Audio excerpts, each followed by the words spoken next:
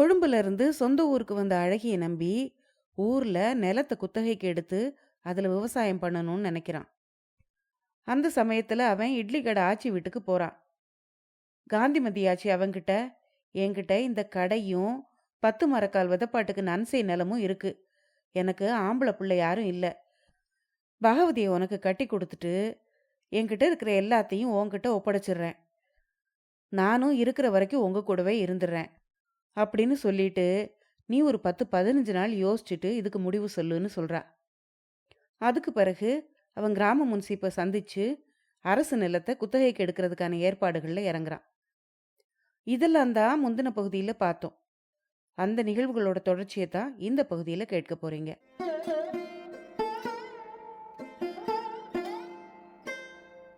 அனைவருக்கும் வணக்கம். நீங்கள் கேட்டுக்கொண்டிருப்பது கதை ரேடியோ தமிழ். திரு நா. பார்த்தசாரதி அவர்கள் எழுதிய பிறந்த மண் நாவலை கேட்டுட்டு இருக்கீங்க. இன்னைக்கு நீங்க கேட்க போறது இந்த நாவலுடைய இறுதி பகுதி. கதையை ஆரம்பிக்கிறதுக்கு முன்னால சேனலுக்கு வந்திருக்கிற எல்லாருக்கும் என்னுடைய அன்பான வரவேற்புகள். இப்ப வாங்க கதைக்குள்ள போகலாம். அத்தியாயம் 30. 20 நாட்களில். முன்சி புன்னைவனம் பிள்ளைகிட்ட அரசு நிலத்தை குத்தகைக்கு எடுக்கிறதுக்கான மனுவை கொடுத்தப்போ எல்லாரும் பாடின அதே பல்லவியத்தான் அவரும் பாடினாரு. தம்பி, நிலம் கிடைக்கிறதுல தகராறு ஒன்றும் இருக்காது. இன்னைக்கு தபால்ல நான் இதை சிபாரிசு பண்ணி அனுப்பிட்டா 2 நாள்ல ரெவென்யூ இன்ஸ்பெக்டர் வந்து பார்த்துட்டு தீர்வையை நிர்ணயம் பண்ணி நிலத்தை உனக்கு ஜாரி செய்ய சொல்லி உத்தரவு அனுப்ப வச்சிருவாரு. அந்த படுகை மேட்டுக்கு முழு தீர்வையே வருஷத்துக்கு 300 ரூபாய்க்கு குறையாம வரும். வருஷம் தவறாம தீர்வையை கட்டிட்டு அந்த நிலத்துல நீ என்ன பயனடைய முடியும்? நிலத்தை ஒரு தடவை ஜாரி செய்து வாங்கிட்டா பிறகு நீ தலைகீழா நின்னாலும் பட்டாவை மாற்ற முடியாது. உனக்கு விளையுதோ விளையலையோ நீ தீர்வையை கட்டியாகணும். இதையெல்லாம் நல்லா யோசிச்சு பார்த்துட்டு அப்புறம் மனுவை என்கிட்ட கொடு அப்படின்னு அவன் எழுதி கொடுத்த காகிதத்தை அவங்கிட்டயே திருப்பி கொடுத்தாரு முன்சீப். உடனே அழகிய நம்பி, பரவாயில்ல, நான் நல்லா யோசிச்சு முடிவு பண்ணிக்கிட்டு தான் வந்திருக்கேன். நீங்க சிபாரிசு பண்ணி இன்னைக்கு தபால்லையே இந்த கடிதத்தை அனுப்பிடுங்க அப்படின்னு அந்த காகிதத்தை திரும்பவும் அவர்கிட்டயே நீட்டினான். அவரு அதை வாங்கிக்கிட்டாரு. அழகிய நம்பிய முருகேசனும் அவர் பக்கத்திலே இருந்து அவர் அந்த காகிதத்தை அன்னைக்கு தபால்ல அனுப்புற வரைக்கும் பார்த்துட்டு தான் விடை பெற்றுக்கிட்டு வீட்டுக்கு போனாங்க. போற வழியில தபால் ஆஃபீஸுக்கு போய் 2 ஏர்மெயில் கடிதங்கள் வாங்கி சபாரத்தினத்துக்கும் ஓட்டு ஹவுஸ் தம்பதிக்கும் தான் சௌக்கியமா வந்து சேர்ந்ததா கடிதம் எழுதி போட்டான் அழகிய நம்பி. ஓட்டு ஹவுஸ் தம்பதிக்கு எழுதின கடிதத்துல மேரிக்கும் லெல்லிக்கும் தான் அன்பை தெரிவிக்குமாறு எழுதியிருந்தான். முருகேசனும் தான் அழகிய நம்பியோட இருக்கிறதாகவும் ஊருக்கு திரும்ப இன்னும் 7-8 நாட்கள் ஆகும்னு அவனுடைய அப்பாவுக்கு ஒரு கடிதம் எழுதி போட்டான். பகல் உணவு நேரத்துக்கு 2 பேரும் வீட்டுக்கு போய் சேர்ந்தாங்க. அப்போ வள்ளியம்மை வந்து, அண்ணா, நீங்க வெளியே போன கொஞ்ச நேரத்துக்கெல்லாம் பன்னீர்செல்வம் வந்து தேடிட்டு போனாரு அப்படின்னு சொன்னான். அவர் எதுக்காக வந்திருப்பாருன்னு அழகிய நம்பியால அனுமானிக்க முடிஞ்சது. சாப்பிட்டுட்டு மாடியில உட்கார்ந்துருக்கும் போது முருகேசன் அழகிய நம்பிக்கிட்ட சொன்னான், நீ குத்தகைக்கு எடுக்க போற நிலத்துல எடுத்த எடுப்புல நெல்லோ வேறு தானியமோ பயிரிட வேண்டாம். முரட்டு உழவா 2 உழவு உழுதுட்டு தக்காளி, முட்டைக்கோசு, சீமை வெங்காயம், உருளைக்கிழங்கு, கேரட்டு இப்படி காய்கறி வகைகளா பயிர் பண்ணா 10 மாசங்கள்ல பணத்தை குவிச்சிடலாம் அப்படின்னு திடீர்னு சொன்னான். அதை கேட்ட அழகிய நம்பி, உன்னை நம்பி காரியத்துல இறங்கிட்டேன்ப்பா. இதுக்கெல்லாம் செலவாக போற பணத்துக்கு வழி செய்ய வேண்டியது உன்னோட பொறுப்பு அப்படின்னு சொன்னான். அன்னைக்கு சாயந்தரம் மறுபடியும் அவங்க மலையடி வாரத்துக்கு போய் அந்த படுகை நிலத்தை நிதானமா சுத்தி பார்த்தாங்க. அந்த நிலம் உரமுள்ளதா சத்து வாய்ந்ததாவே தெரிஞ்சுது. இடையில இடையில இருந்த கற்களை அப்புறப்படுத்திட்டு மேடு பள்ளங்களை நிரவி உழுதுட்டா அது தங்கமான நிலமாயிரும்னு தோணுச்சு அவங்களுக்கு. அருவி விழுற இடத்துல இருந்து இந்த இடத்துக்கு ஒரு வாய்க்கால் வெட்டிக்கிட்டா நிலத்துக்கு வேண்டிய தண்ணீர் பாயும் அப்படின்னு முருகேசன் யோசிச்சு பார்த்து சொன்னான். 2 பேரும் அங்கேயே மரத்தடியில உட்காந்து புள்ளி விவர கணக்கோட ஒரு திட்டம் போட்டு பார்த்தாங்க. அந்த நிலத்தை பண்படுத்தி பயிர் செய்ய ஆக போற செலவு, அதுல விளைய போற பொருட்களோட பண மதிப்பு 2ஐயும் அவங்க ஒப்பிட்டு பார்த்தாங்க. ஆச்சரியப்படுற அளவுக்கு லாபம் கிடைக்கும் போல தோணுச்சு. அவங்க எதிர்பார்த்தபடி 2 நாட்கள்ல ரெவென்யூ இன்ஸ்பெக்டர் வந்துட்டாரு. அவரு நிலத்தை பார்வையிடும் போது அழகிய நம்பி, முருகேசன், முன்சி புன்னைவனம் எல்லாரும் கூட இருந்தாங்க. வந்த ரெவென்யூ இன்ஸ்பெக்டர் ரொம்ப நல்ல மனுஷரா இருந்தாரு. பெருந்தன்மையோட நடந்துக்கிட்டாரு. மற்றவங்கள போல அவரும் அவநம்பிக்கை விட்டுவாரோன்னு அழகிய நம்பி நினைச்சான். ஆனா அவரு, சபாஷ் தம்பி, உன்னோட திட்டத்தையும் முயற்சியையும் நான் பாராட்டுறேன். நீ கட்டாயம் வெற்றி அடைவ அப்படின்னு அவனுடைய முதுகுல தட்டி கொடுத்தாரு.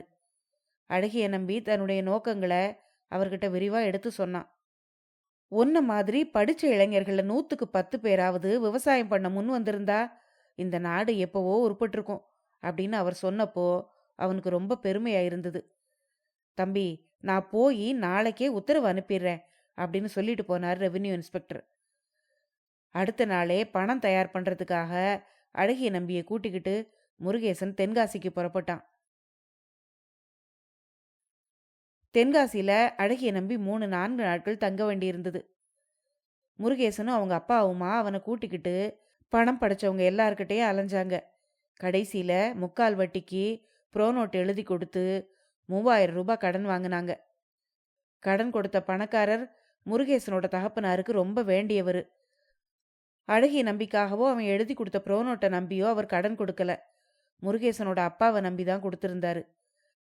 பணத்தை வாங்கிக்கிட்டு அழகிய நம்பி தென்காசியிலிருந்து புறப்படும் போது, அடுத்த மாசம் நானும் நண்பர்களும் மேற்கு தொடர்ச்சி மலையில உல்லாச சுற்றுப்பயணம் செய்யறதா தீர்மானிச்சிருக்கோம்.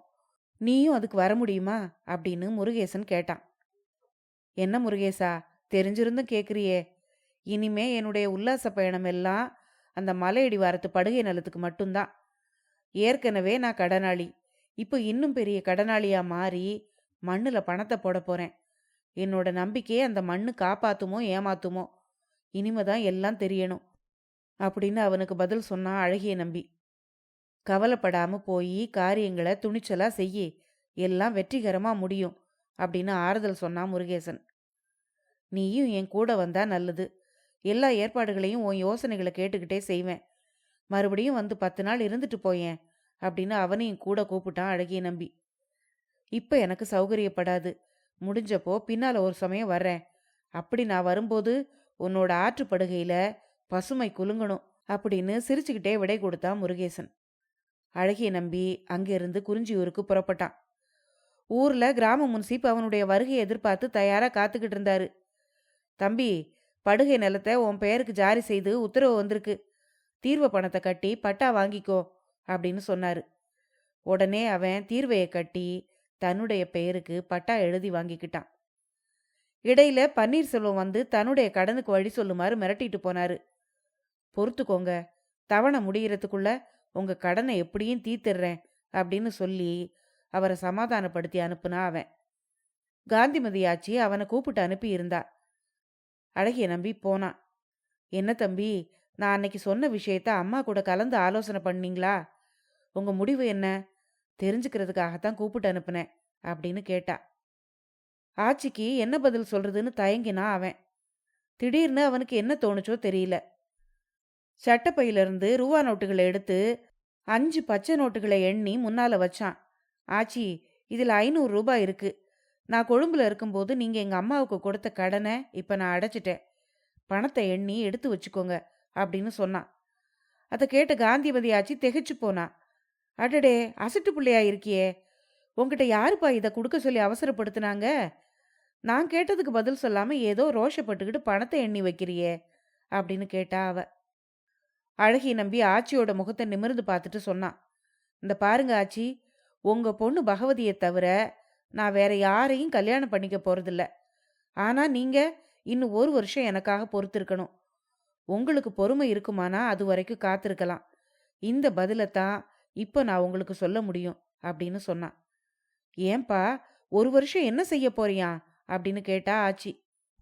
அது உங்களுக்கே தெரியுமே அப்படின்னு சொன்னா அழகிய நம்பி. அந்த படுகை நிலத்துல உழைப்பையும் பணத்தையும் வீணாக்க போறியாக்கும் அப்படின்னு கேட்டா அவ. ஆச்சி, பணத்தை எடுத்து வச்சுக்கோங்க, நான் வர்றேன் அப்படின்னு அவ கேட்ட கேள்விக்கு பதில் சொல்லாம அங்கிருந்து கிளம்பிட்டான் அழகிய நம்பி. கதவிடுக்குல இருந்து அவனை பார்த்துக்கிட்டு இருந்த அந்த கண்கள் அன்னைக்கும் அங்கிருந்து அவனை பார்த்துக்கிட்டு தான் இருந்தது. ஆனா அழகிய நம்பி அதை திரும்பி பார்க்கவே இல்லை. அப்போ மாமா மாமா, அம்மா உங்களை கூப்பிடுறாங்க அப்படின்னு சொல்லிக்கிட்டே கோமு துரத்திக்கிட்டு வந்தா. அது காதுல கேட்காதது போல தெருவில் இறங்கி வேகமா நடந்தான் அழகிய நம்பி. திரும்பி போன கோமு, அம்மா நான் கூப்பிட்டேம்மா, அவர் பேசாம போயிட்டாரு அப்படின்னு ஏமாற்றத்தோட திரும்பி வந்து ஆச்சிக்கிட்ட சொன்னான். சரி, போனா போகட்டும் போ அப்படின்னு கோமுகிட்ட சொல்லிட்டு, அசட்டு புள்ள, தான் புடிச்சா முரண்டுதான் அப்படின்னு தனக்குள்ள சொல்லிக்கிட்டா ஆச்சி. அம்மா, அவர் கோவிச்சுக்கிட்டு போறாராம்மா அப்படின்னு அம்மாவோட மனநிலை தெரியாம மறுபடியும் பேச்சு கொடுத்தா கோமு.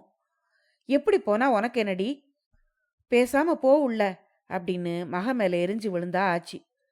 உள்ள நின்னுகிட்டு இருந்த பகவதிக்கு அழுகையே வந்துரும் போல இருந்தது. அந்த படுகை நிலத்து முயற்சியில இறங்கின நாள்ல இருந்து அழகிய நம்பிக்கை ஒரு வகையில இல்ல, பல வகையில மனவேதனைகள் ஏற்பட்டிருந்தது. காந்திமதி ஆட்சியோட மனஸ்தாபம் ஏற்பட்டு இட்லி கடை பக்கம் போறதையே அவன் நிறுத்திக்கிட்டான். வீட்டில் அம்மா அவன் கூட பேசுறதையே நிறுத்திட்டா. 2 பேருக்கும் பேச்சுவார்த்தை நின்று போய் 2 வாரத்துக்கு மேல ஆயிருச்சு. ஊர்ல பெரியவங்க வயசு வந்தவங்க எல்லாரும் அவனை பைத்தியக்காரன்னு ஒதுக்குற மாதிரி ஒரு பிரம்மை ஏற்பட்டது அவனுக்கு. இன்னும் சிலர் நேர்லயே அவனை கேலி பண்ணாங்க. அவன் இல்லாத இடத்துல கேலியும் ஏளனமும் செய்தாங்க. ஆனா இதனாலெல்லாம் அழகிய நம்பி தளர்ந்து போகல. அவனுடைய நம்பிக்கை வெறியையும் உழைப்பு வெறியையும் இதெல்லாம் வளர்த்து விட்டுருந்தது. அவன் ஊர்ல மற்றவங்க கிட்ட இருந்து தனிய ஒதுங்கினான். மறுநாளே அவனுடைய அசுர உழைப்பு அந்த படுகை நிலத்துல ஆரம்பமாச்சு. பக்கத்து ஊர் மாட்டு சந்தைக்கு போய் 800 ரூபாய்க்கு அருமையான காளை மாடுகளா பார்த்து ஒரு ஜோடி பிடிச்சிக்கிட்டு வந்தான். ஏர், கலப்பை, மண்வெட்டி, கட்டை வண்டி இந்த மாதிரி வகையில ஒரு 500 ரூபாய் செலவாச்சு. கிராமத்துல அவனை நம்பி வந்து உழைக்க எந்த கூலியாலும் தயாரா இல்ல. அதை நினைச்சு அவனும் வருத்தப்படல. 10 கூலிகள் கூட வந்து உழைச்சா 10 நாள்ல பயிர் செய்து தண்ணீர் பாய்ச்சிடலாம். தனியா உழைச்சா 1 மாதத்துக்கு மேல ஆகும்.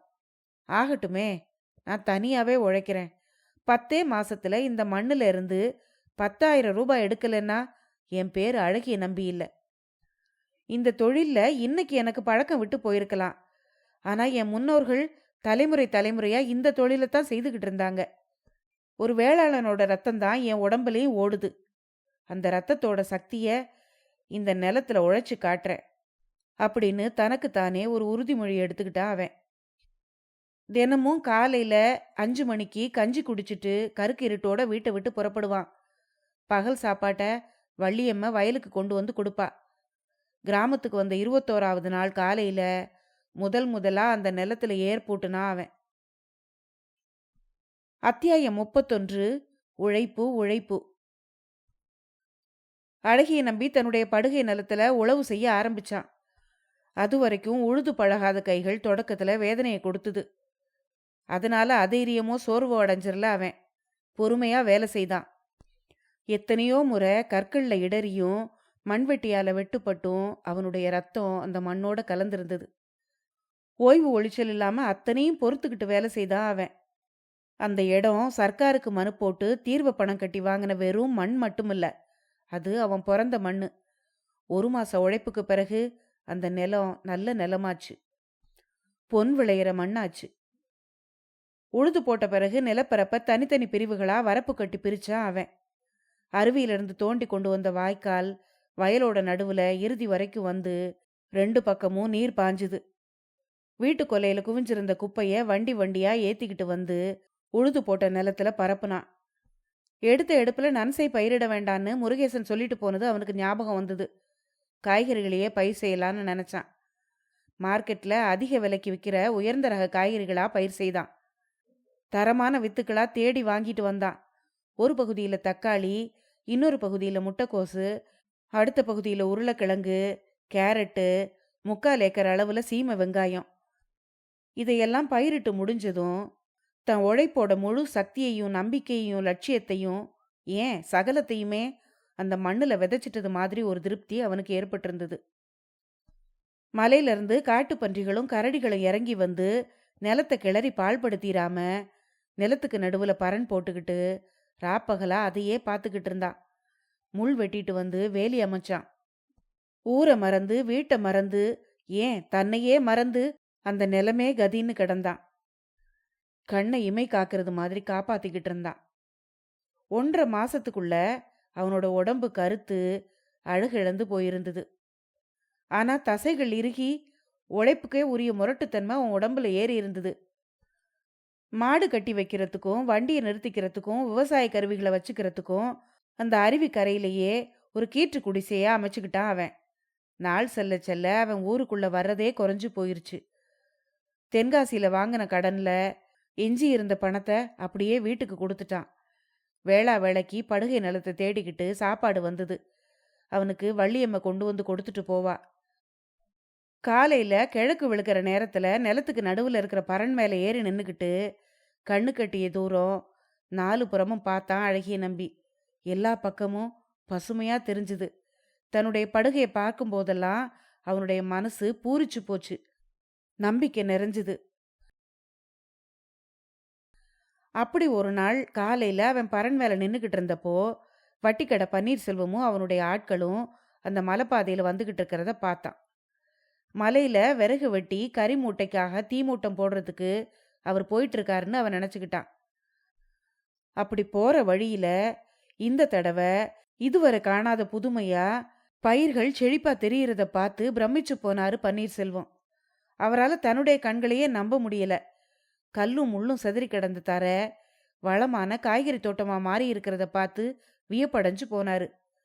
அந்த கொழும்பு பிள்ளையாண்டா ராப்பகலா உழைச்சு இந்த மண்ணை பொன்னாக்கிட்டாருங்க அப்படின்னு அவர் கூட வந்த கூலி ஆட்கள்ல ஒருத்தன் சொன்னான்.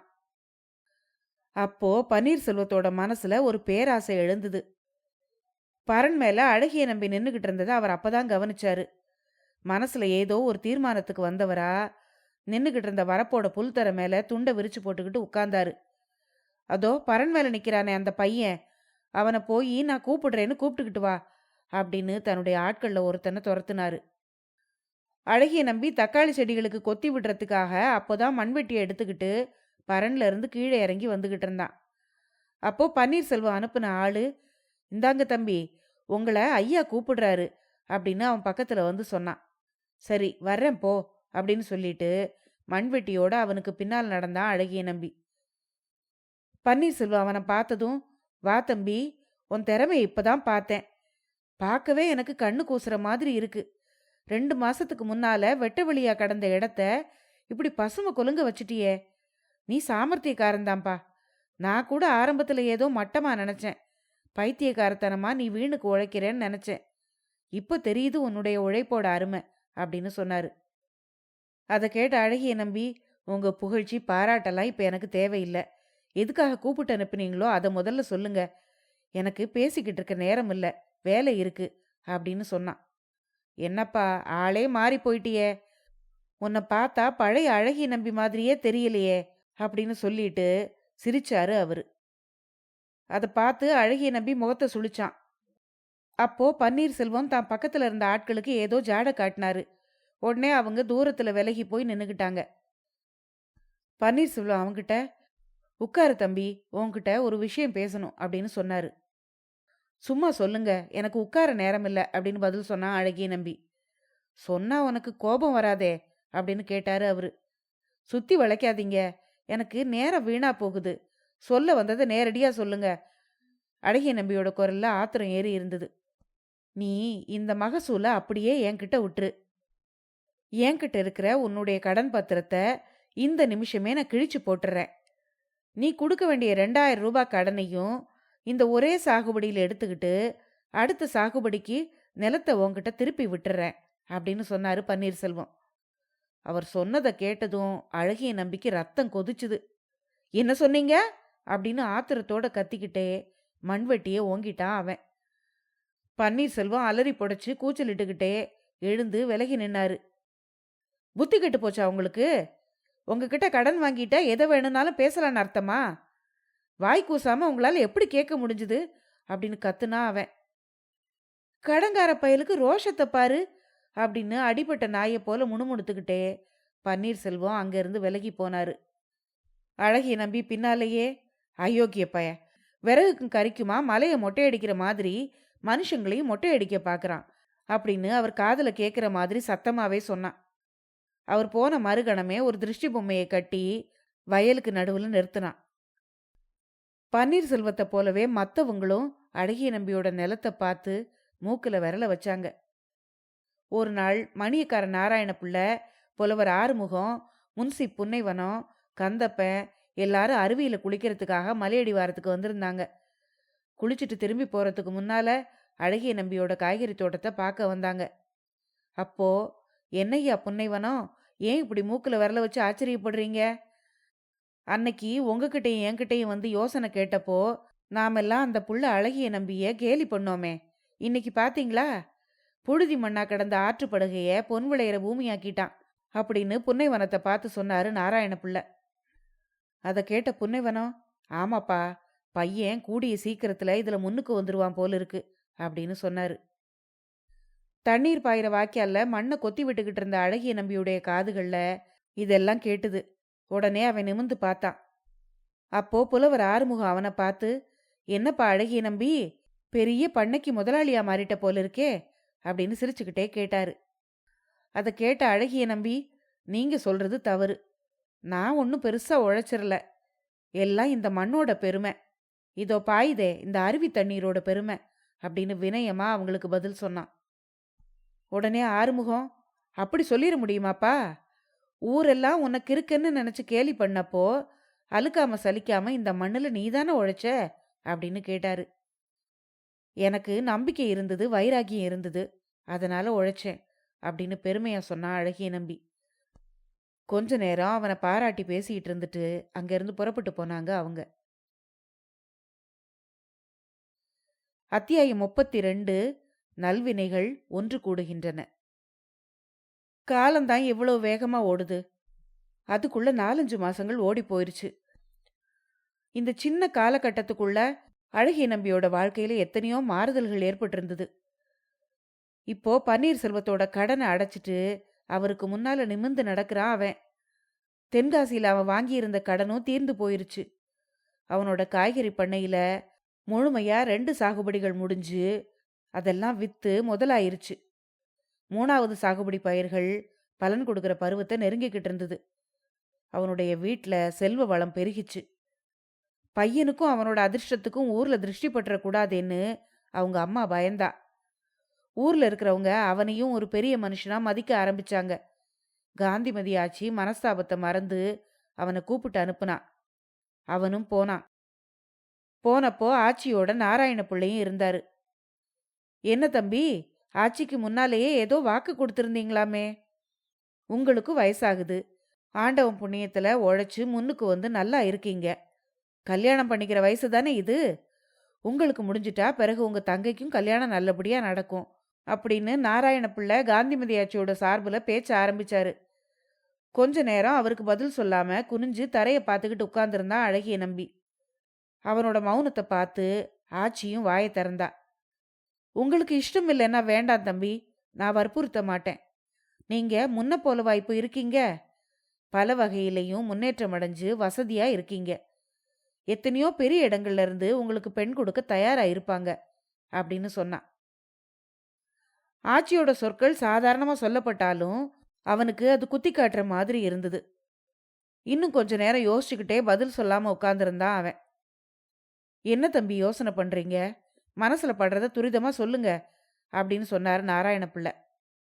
தனக்குள்ள ஏதோ ஒரு தீர்மானத்துக்கு வந்தவனை போல தலையை நிமிர்ந்தான் அழகிய நம்பி. அப்பவும் கதவுக்கு பின்னால 2 கண்கள் அவனையே ஏக்கத்தோட பார்த்துக்கிட்டு இருக்கிறத அவன் கவனிச்சான். 17 மாசங்களா அவனை பார்க்காம ஏமாந்து ஏங்கின கண்கள் அது. இனி என்னால பொறுத்துக்க முடியாது, என்னை ஏத்துக்கோங்க அப்படின்னு கெஞ்சுற மாதிரி இருந்தது அந்த பார்வை. அழகிய நம்பி நாராயண பிள்ளைய பார்த்து, மணியக்காரரே, இந்த மாசம் முடியறதுக்குள்ள ஏதாவது நல்ல முகூர்த்தம் இருக்குதா பார்த்து ஏற்பாடு பண்ணிருங்க. எனக்கு பூர்ணமான சம்மதம்தான், நான் தயார் அப்படின்னு கதவு பக்கம் போன தன்னுடைய பார்வையை திருப்பி நாராயண பிள்ளைய நோக்கி சொல்லிட்டு எழுந்தான் அவன். சம்மதிக்க மாட்டான்னு நினைச்சுக்கிட்டு இருந்த அவங்களுக்கு அவனுடைய சம்மதம் ஆச்சரியத்தை கொடுத்தது. உட்காருங்க தம்பி, கொஞ்சம் பொறுத்து இருந்து போகலாம். கோமுவை அனுப்பி உங்க அம்மாவை கூப்பிட்டுட்டு வர சொல்றேன். 4 பெரியவங்களையும் வச்சுக்கிட்டு இந்த நல்ல நேரத்திலேயே வெத்தலை பாக்க மாத்தி நிச்சயம் பண்ணிக்கலாம் அப்படின்னு சொன்னார் நாராயண பிள்ளை. தேவையானா அதெல்லாம் செஞ்சுக்கங்க, நான் நிலத்து பக்கம் போகணும், எனக்கு வேலை இருக்கு அப்படின்னு சொல்லிட்டு அவங்களுடைய பதிலுக்கு காத்துக்கிட்டு இருக்காம கிளம்பிட்டான் அவன். மறுநாள் அழகிய நம்பி எதிர்பாராத ஆச்சரியம் ஒன்று நடந்தது. முருகேசனுடைய வீட்டில இருந்து அவனுக்கு ஒரு கடிதம் வந்திருந்தது. என் மகன் சிரஞ்சீவி முருகேசனுக்கு உன் தங்கையை திருமணம் செய்து வைக்கலாம் என்று எங்களுக்கு ஒரு அபிப்பிராயம் இருக்கிறது.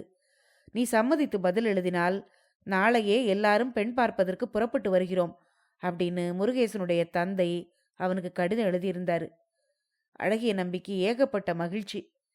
கடிதத்தை அம்மா கிட்ட படிச்சு காண்பிச்சான். சம்மதம், பெண் பார்க்க வாருங்கன்னு பதில் எழுதியிருப்பா அப்படின்னு அவங்க அம்மா சொன்னா. அப்படியே முருகேசனோட அப்பாவுக்கு பதில் எழுதி போட்டான் அழகிய நம்பி. முருகேசன் ஏற்கனவே வந்திருந்தப்போ அழகிய நம்பியோட தங்கையை பார்த்திருந்தான். அவனுடைய பெற்றோருக்கும் வள்ளியம்மையை பார்த்ததும் பிடிச்சு போச்சு. அழகிய நம்பி மேல முருகேசனுடைய அப்பாவுக்கு ஒரு தனிப்பட்ட அபிமானம் இருந்தது. நல்ல புள்ள, படிச்சிருக்கிறோன்னு தலகணத்துல தெரியாம சொந்த ஊர்லயே வழி தெரிஞ்சு வகையா முன்னேறிட்டான் அப்படின்னு அவனை பற்றி பெருமையா நினைச்சுக்கிட்டு இருந்தாரு அவரு. அதனாலதான் அழகிய நம்பியோட குடும்பத்தோட சம்பந்தம் செஞ்சுக்கணுங்கிற எண்ணமே அவருக்கு உண்டாச்சு. சீர் சிறப்பு வகைகள்ல அதை செய்யி இதை செய்யின்னு அழகிய நம்பிக்கிட்ட அவங்க எதுவுமே வற்புறுத்தல. உன்னால முடிஞ்சதை செய்யுப்பா, போதும், நீ எது செய்தாலும் எனக்கு சம்மதம்தான் அப்படின்னு அவன் இஷ்டத்துக்கு விட்டுட்டாங்க அவங்க. 2 கல்யாணங்களையும் ஒரே முகூர்த்தத்துல ஒன்னா சேர்த்தே நடத்திடலாம் அப்படின்னு காந்திமதி ஆச்சி யோசனை சொன்னான். எல்லாருக்கும் அது சரின்னு பட்டுது. கல்யாண ஏற்பாடுகள் ஆரம்பமாச்சு. நாராயண பிள்ளையிலிருந்து புலவர் ஆறுமுகம் வர குறிஞ்சியூர்ல உள்ள எல்லா பிரமுகர்களும் அவங்க வீட்டு கல்யாணத்துக்கு ஓடி ஆடி வேலை செய்யற மாதிரி அலைஞ்சு திரிஞ்சு ஏற்பாடுகளை கவனிச்சாங்க. 2 குடும்பங்களுக்குள்ள நடக்கிற சாதாரண கல்யாணமா அது தெரியல. குறிஞ்சியூர்ங்கிற பெரிய குடும்பமே அந்த கல்யாணத்தை ஆவலோட எதிர்பார்த்துக்கிட்டு இருந்தது. குறிஞ்சியூர்ல அப்ப மனோரம்யமான பருவகாலம் நடந்துகிட்டு இருந்தது. ஊருக்கே பன்னீர் தெளிக்கிற மாதிரி சாரல் பெய்துகிட்டு இருந்தது. அருவிகள்ல தண்ணீர் பெருக்கெடுத்து ஓடிக்கிட்டு இருந்தது. ஊர் முழுக்க பசுமையும் குளிர்ச்சியுமா இருந்தது. உலகத்தோட எல்லா இன்பங்களும் அந்த மலைத்தொடருக்கு நடுவுல வந்து ஒரு சின்ன கிராமமா உருப்பெற்றிருக்கிற மாதிரி இருந்தது. 2 கல்யாணத்துக்காகவும் அறிஞ்சவங்க தெரிஞ்சவங்க உற்றார் உறவினர் விருந்தினர் எல்லாரும் வந்து கூடிக்கிட்டு இருந்தாங்க. முகூர்த்தத்துக்கு இன்னும் 3 நாட்கள் தான் இருந்தது. முருகேசன் குடும்பத்தார் மாப்பிள்ளை வீட்டாருக்குரிய மரியாதைகளோட தனி வீட்டுல வந்து தங்கி இருந்தாங்க. காந்திமதி ஆட்சியோட கடையில 2 கல்யாணங்களுக்கும் தேவையான பட்சணங்களை சமையல்காரர்கள் ராத்திரி பகலா செய்துகிட்டு இருந்தாங்க. தெருவை அடைச்சு பெரிய பந்தல் போட்டாச்சு. ரெட்டநாதஸ்வரத்துக்கு நல்ல மேளக்காரரா பார்த்து பேசி முன்பணம் கொடுத்தாச்சு. திருமணத்துக்கு முந்தின நாள் காலையில தன்னுடைய காய்கறி பண்ணையில உருளைக்கிழங்கு செடிகளுக்கு தூர்ல உரம் போட்டுக்கிட்டு இருந்தான் அழகிய நம்பி. திடீர்னு கோமுவோட குரல் அங்கே கேட்டுது. நிமிர்ந்து பார்த்தான் அவன். வயல் வரப்புல கோமு ஓடி வந்துகிட்டு இருந்தா. என்ன கோமு, என்ன சமாச்சாரம், எதுக்கு இவ்வளோ அவசரமா ஓடி வந்த அப்படின்னு கேட்டான் அவன். மாமா, உங்களை தேடிக்கிட்டு யாரோ குடும்பத்தோட வந்திருக்காங்க. அவர் பேசுறத பார்த்தா நம்ம பக்கத்து மனுஷர் மாதிரி இல்ல. நாராயண புள்ள தான் என்ன அனுப்புனாரு, உங்களை உடனே கூட்டிக்கிட்டு வர சொன்னாரு அப்படின்னு சொன்னா கோமு. அழகிய நம்பிக்கை ஆச்சரியமா இருந்தது. அது யாரா இருக்கும் அப்படின்னு யோசிச்சு பார்த்தான். அவனுக்கு தெரியல. போய் யாருன்னு பார்க்கலான்னு உடனே வேலையை விட்டுட்டு கோமு கூட நடந்தான். வீட்டு வாசல்ல வந்து தேடி வந்திருக்கிற மனுஷரை பார்த்த உடனே அவனால தன்னுடைய கண்களையே நம்ப முடியல. அங்கே சபாரத்னம் குடும்பத்தோட வந்திருந்தாரு. எவ்வளவு நாட்களுக்கு பிறகு தன்னை நினைவு வச்சுக்கிட்டு வந்திருக்காரு அப்படின்னு நினைச்சுக்கிட்டே சின்ன குழந்தை போல திண்ண மேல தாவி அப்படியே அவரை கட்டி தழுவிக்கிட்டான் அவன். அழகிய நம்பி, உங்களுக்கு கல்யாணங்கிறது எனக்கு தெரியாது. நானும் என் வீட்டில் உள்ளவங்களும் யாழ்ப்பாணத்திலிருந்து புறப்பட்டு 1.5 மாதங்களுக்கு மேல ஆயிடுச்சு. தென்னாட்டில் இருக்கிற ஒவ்வொரு கோயில்களா சுத்தி பார்த்துக்கிட்டே வர்றோம். கன்னியாகுமரிக்கு போயிட்டு திரும்பும்போது வழியில உங்க ஞாபகம் வந்தது. குறிஞ்சியூர்னு நீங்க சொன்ன சொல் ஞாபகம் இருந்ததால வந்து பார்த்துட்டு போகலான்னு வந்தேன் அப்படின்னு புன்முறுவலோட சொன்னாரு சபாரத்னம். அந்த சிரிப்பை பார்த்ததும் வியப்புல மூழ்கி போனா அழகிய நம்பி. நாராயண பிள்ளைக்கும் மற்றவங்களுக்கும் சபாரத்னத்தை அறிமுகப்படுத்தி வச்சான் அழகிய நம்பி. அழகிய நம்பியை பார்த்துட்டு உடனே திரும்புற எண்ணத்தோட தான் சபாரத்னமும் குடும்பமும் வந்திருந்தாங்க. ஆனா திருமணத்துக்கு இருந்துட்டு போக சொல்லி வற்புறுத்தினா அழகிய நம்பி. அவங்க எல்லாரும் ஒத்துக்கிட்டாங்க. அன்னைக்கு சாயந்தரமே சபாரத்னத்தை கூட்டிக்கிட்டு தன்னுடைய காய்கறி பண்ணையை சுத்தி காட்ட போனா அழகிய நம்பி.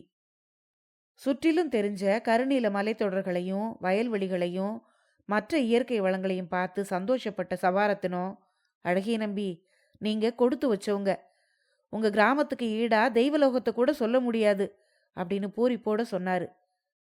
அழகிய நம்பி பிரம்மநாயகத்தை பத்தி அவர்கிட்ட விசாரிச்சான். அவரை அப்பவே தூக்குல போட்டுட்டாங்க. அவரோட கடை இருந்த இடத்துல இப்போ ஒரு கசாப்பு கடை இருக்கு அப்படின்னு சொன்னா சபாரத்னம். கசாப்பு கடை வைக்கிறதுக்கு அது பொருத்தமான இடம்தான் அப்படின்னு சொல்லிட்டு துயரத்தோட சிரிச்சான் அழகிய நம்பி. லில்லி மேரியோட குடும்பத்தை பற்றியும் சபாரத்னத்துக்கிட்ட அவன் விசாரிச்சான். அதுக்கு பிறகு அவங்கள தான் சந்திக்கவே இல்லை அப்படின்னு சொன்னா சபாரத்னம். ஊருக்கு வந்த பிறகு தன்னுடைய வாழ்க்கையில நடந்த முக்கியமான நிகழ்ச்சிகளை சபாரத்னத்துக்கிட்ட தொகுத்து சொன்னா அழகிய நம்பி. அதை கேட்டுட்டு, ஏதேது நீங்க பெரிய அசுர சாதனை தான் சாதிச்சிருக்கீங்க போல இருக்கு, கேட்கவே பிரமிப்பா இருக்கு அப்படின்னு சொன்னா சபாரத்னம். நான் சாதிக்கல சபாரத்னம், எனக்குள்ள ஒரு வெறி, ஒரு முரண்டு சதா என்னை தூண்டிக்கிட்டே இருந்தது. நினைச்சதை நிறைவேற்றணும்னு எங்கிருந்தோ ஒரு பிடிவாதம் வந்து என்னுடைய மனசை ஆக்கிரமிச்சுக்கிட்டு என்னுடைய கைகளை உழைக்க வச்சுது. இப்போ நினைச்சா எனக்கே ஆச்சரியமா இருக்கு, நான் தானா இத்தனையும் செய்தேன்னு. அழகிய நம்பி இப்படி சொன்னதை கேட்ட சபாரத்னம், ஒவ்வொரு மனுஷனுக்குள்ளேயும் இப்படி ஒரு சின்ன பொறி இருக்கத்தான் செய்யுது, எப்பவாவது அது ஒளி காட்டி வெற்றியை கொடுக்குது அப்படின்னு சொன்னா சபாரத்னம். பேசிக்கிட்டே 2 பேரும் ஆற்றுப்படுகையில ஏறி வயலுக்குள்ள நுழைஞ்சாங்க. தக்காளி செடிகளோட பக்கமா போய்கிட்டு இருந்தாங்க. செடி தாங்காம நெருப்பு நிறத்துல கொத்து கொத்தா தக்காளி பழங்கள் தெரிஞ்சுது. இந்த பழங்களுக்கு தான் எவ்வளவு சிவப்பு, இவ்வளவு சிவப்பான தக்காளி பழங்களை இலங்கையில கூட நான் பார்த்ததில்ல அப்படின்னு சொன்னா சபாரத்னம். எப்படி பார்த்துருக்க முடியும், இந்த மண்ணுல நான் சிந்தின ஒவ்வொரு துளி ரத்தமும் இப்படி பழமா பழுத்திருக்கு. என்னுடைய உழைப்ப நான் பெற்றெடுத்த மண் இப்படி எனக்கு திருப்பி கொடுத்துக்கிட்டு இருக்கு. அழகிய நம்பி இந்த வார்த்தைகளை சொல்லும்போது அவனுடைய கண்கள்ல நீர் துளிர்த்தது. அழகிய நம்பிய தோளோடு சேர்த்து ஆதரவா அணைச்சிக்கிட்டான் சபாரத்னம். கதை முடிவடைந்தது. ஆரம்பத்திலிருந்து முடிவு வரைக்கும் இந்த கதையோடு தொடர்ந்து பயணித்தவங்க எல்லாருக்கும் என்னுடைய நன்றிகள். இந்த கதையை பற்றி உங்களுடைய கருத்துக்களை மறக்காம கமெண்ட்ல சொல்லுங்க. அடுத்த பதிவில் இன்னொரு சுவாரஸ்யமான கதையுடன் சந்திப்போம். நன்றி.